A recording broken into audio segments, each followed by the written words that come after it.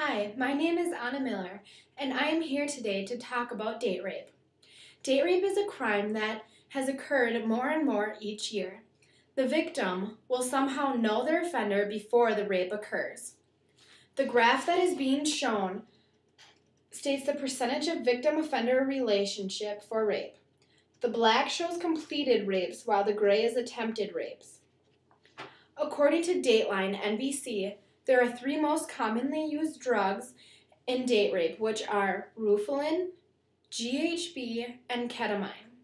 They all share the same side effects, which consist of weakness, confusion, dizziness, nausea, and passing out.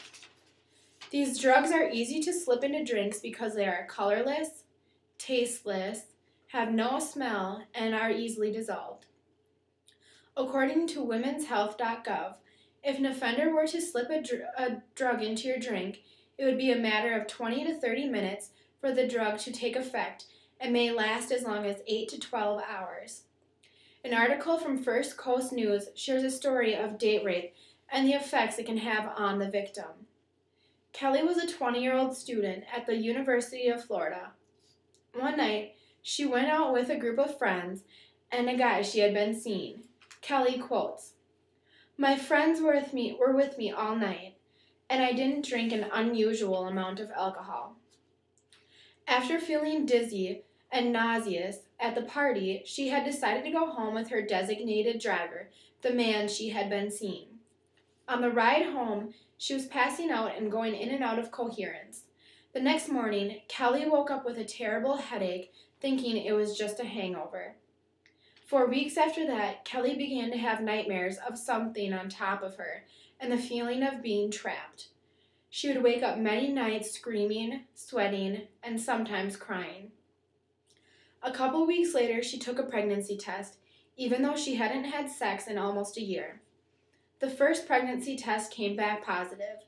She then took a second one in hopes that the first was wrong. The second test came back positive also.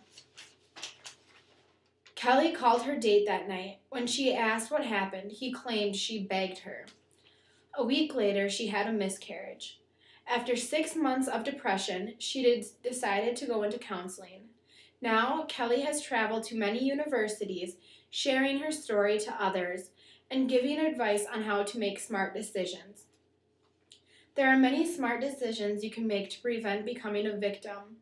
A statistic from National Studies of College Women report that 75% of males and 55% of female students had been drinking or using drugs previously of the rape.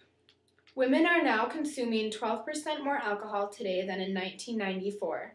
Because of this, women are becoming more vulnerable to situations, which is why traveling in groups than alone is much safer. Now I would like to share some quick tips on avoiding date rape. Always open your own containers and never leave them sitting down. Don't share drinks or drink from punch bowls because they might have been drugged. And never walk home alone. In conclusion, date rape can happen to anybody, male or female. It is a serious crime that is being committed more than ever. If you or somebody you know has been raped, don't waste time, get help immediately, because only 37% of rapes are actually reported.